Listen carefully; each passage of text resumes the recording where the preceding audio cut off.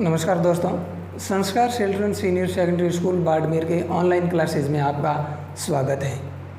दोस्तों, हम बात कर रहे थे शब्दरूप प्रकरण की। शब्दरूप प्रकरण में आज अपना प्रकरण है सर्वनाम शब्द। तो जानिए क्या है सर्वनाम शब्द के रूप। और सर्वनाम में अपना पहला शब्द है अस्मद शब्द।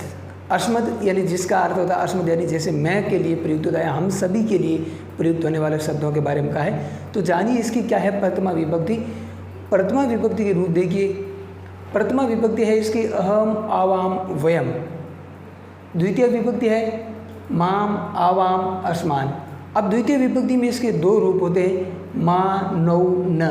या तो माम, आवाम, अस्मान या माँ, नौ, न, दोनों रूप हम कह सकते हैं।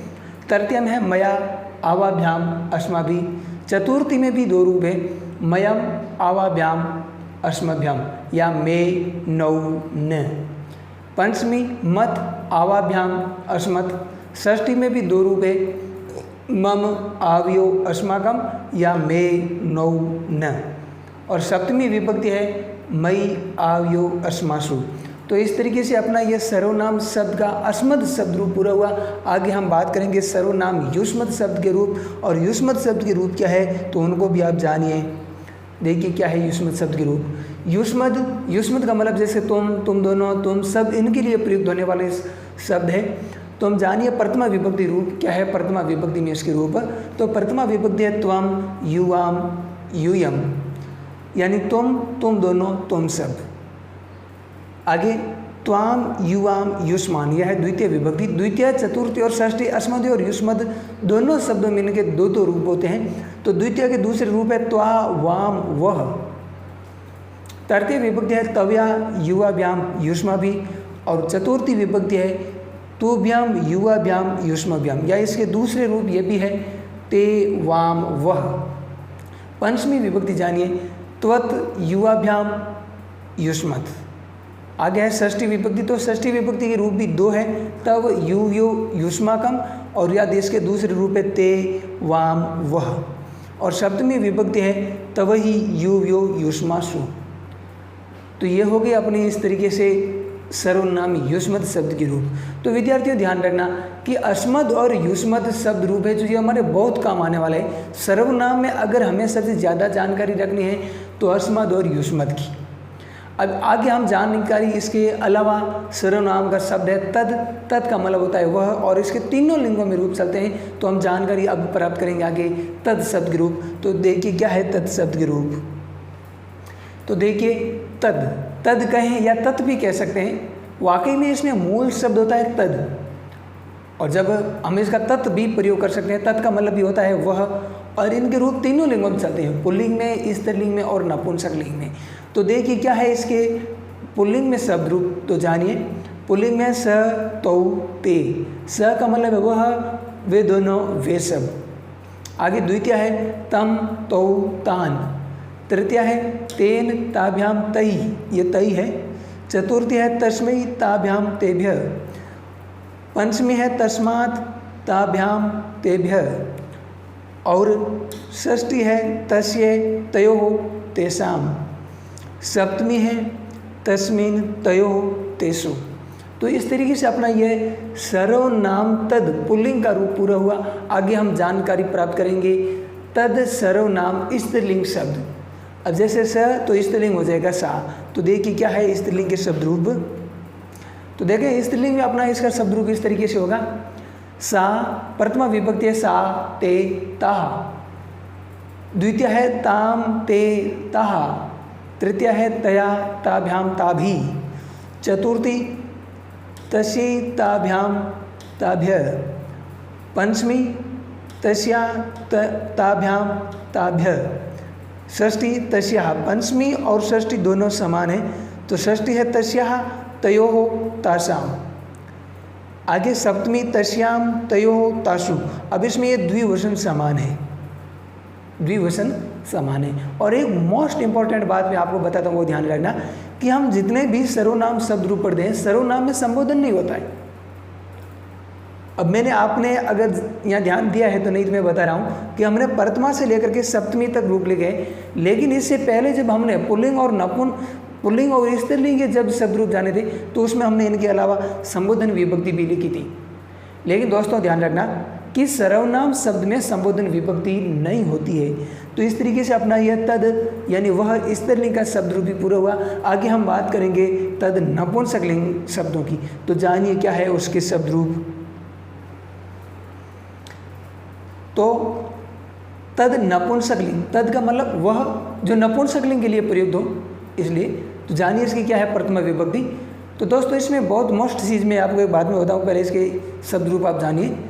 प्रथमा विभक्ति है तत् ते तानि, द्वितीय विभक्ति है तत् ते तानि। अब तो देखिए कि इसके ये जो प्रथमा विभक्ति और द्वितीय विभक्ति है ये तीनों लिंगों में समान है, सॉरी तीनों वचनों में समान है, एक वचन द्विवचन बहुवचन तीनों में समान है।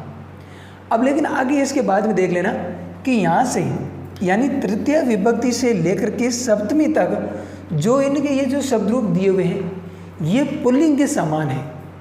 अब सर्वनाम शब्द कोई भी है, ध्यान रखना, सर्वनाम का कोई सा भी शब्द है वह अगर नपुंसक लिंग में है तो इसकी प्रथमा और द्वितीय विभक्ति ये दोनों समान होगी, प्रथमा और द्वितीय दोनों समान होगी। और इसके बाद यानी यहाँ से लेकर के तृतीय से लेकर के सप्तमी तक जो इनके शब्द रूप होंगे वो पुल्लिंग के समान होंगे।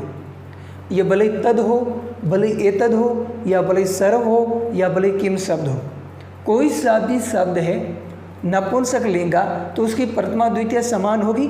और फिर तृतीय से लेकर के सप्तमी तक जो रूप हमने पुल्लिंग में लिखे थे वही वापस नपुंसक लिंग में होंगे। तो हमने पुल्लिंग में इसके तद वह नपुंस पुल्लिंग के जब हमने रूप पढ़े थे तो उसमें क्या था कि स तो ते तम तो तान, फिर तृतीय में क्या था तेन ताभ्याम तई, तो इसमें भी वही है, यानी इसमें पुल्लिंग के समान हो गए तृतीय से लेकर के सप्तमी तक। तो आप अपनी कॉपी निकालिए और उसमें देखिए पुल्लिंग शब्द कौन सा तद पुल्लिंग, उसकी तृतीय से लेकर के सप्तमी तक ये रूप समान है। तो जानिए इसकी क्या है तृतीय विभक्ति तेन ताभ्याम तई।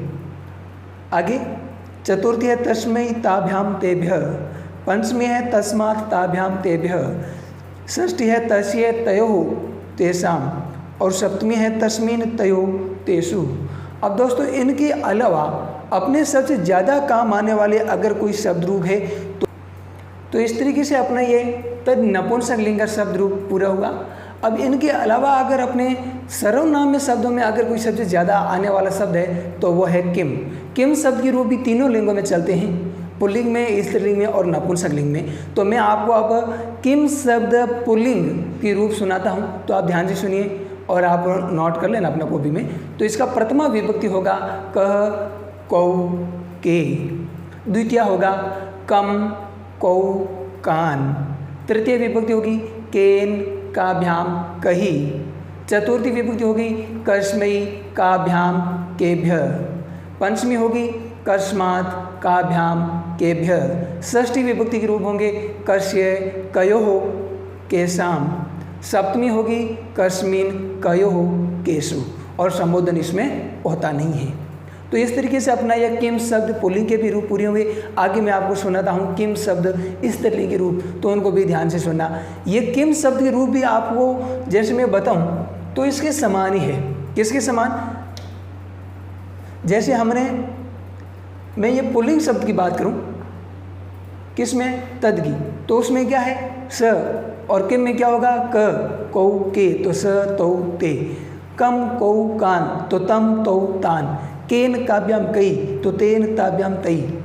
आगे तस्मै ताभ्याम केभ्य तेभ्य, तो किम की क्या हो गई कस्मै काभ्याम केभ्य, और कस्मात् काभ्याम केभ्य तो इसमें है तस्मात् ताभ्याम तेभ्य, इसमें है तस्य तयो तेषाम तो उसमें हो जाएगा कस्य कयो केषाम। बिल्कुल इसी के समान है, यहाँ स है और वहाँ क है, इतना ही फर्क है। जैसे इसमें है त है और वहाँ क हो जाएगा, इसमें है तस्मिन् तयो तेषु तो के में हो जाएगा कस्मिन् कयो केषु। और आगे जैसे ये तद स्त्रीलिंग के रूप है तो उसी के समान किम शब्द स्त्रीलिंग हो गए। जैसे इसमें है सा ते ता तो इसमें हो जाएगा स्त्रीलिंग में का के का, स्त्रीलिंगा। तो किम शब्द के रूप में आपको स्त्रीलिंग के दोबारा सुनाता हूँ का के का, काम के का, कया काभ्याम का भी, कश्यै काभ्याम काभ्य। अब इसी के समान है तो इसमें भी देख लीजिए, जैसे का के का, काम के का, कया काभ्याम काभी, कश्यै काभ्याम काभ्य। आगे कश्या काभ्याम काभ्य, कश्या कयो काशाम, कश्याम कयो काशु। सिर्फ आपको इतना ध्यान रखना है कि यहाँ पर त है, क्या है त, और उसमें क्या हो जाएगा क। उदाहरण के तौर पर मैं आपको लेकर के बता देता हूँ, जैसे इसमें है सा तो उसमें हो जाएगा का, जैसे इसमें है ते तो वहाँ हो जाएगा के, इसमें है आगे बहुवचन में ता तो वहाँ हो जाएगा का। कुछ भी परिवर्तन नहीं, सिर्फ आपको त के स्थान पर क जोड़ना है। और आगे अगर हम नपुंसकलिंग शब्दों की बात करें, किम शब्द नपुंसकलिंग का, जैसे इसमें है तत ते तानी, तत ते तानी, तो उसमें क्या होगा किम के कानी, किम के कानी। और फिर तृतीय से लेकर के सप्तमी तक मैंने आपको पहले भी बताया कि सभी के समान होते हैं, तो उसमें हो जाएगा केन काभ्याम कई, कस्मै काभ्याम केभ्य, कस्मात् काभ्याम केभ्य, कश्ये कयो केशाम, कस्मिन् कयो केशु। तो ये इस तरीके से आप स्वयं प्रैक्टिस करना। किम शब्द, ये आपको होमवर्क के तौर पर दे रहा हूँ। किम शब्द के रूप तीनों वचनों में और तीनों लिंगों में, पुल्लिंग में, स्त्रीलिंग में और नपुंसक लिंग में, तीनों में आप स्वयं लिखोगी। तरीका मैंने आपको बता दिया है, नहीं तो आप दोबारा सुन लीजिए। जैसे ये तद नपुंसक लिंग है तो वहाँ आपको लिखना है किम नपुंसक लिंग, और यहाँ है तत् तो वहाँ लिखोगे किम। तत् ते तानी तो किम के कानी, द्वितीय में तत् ते तानी तो उसमें हो जाएगा किम के कानी। और इसमें है जैसे तेन तो उसमें हो जाएगा केन, इसमें है तस्मै तो उसमें हो जाएगा कस्मै, इसमें है तस्मात् तो उसमें हो जाएगा कस्मात्, इसमें है तस्ये उसमें हो जाएगा कश्ये, तस्मिन् तो कस्मिन्।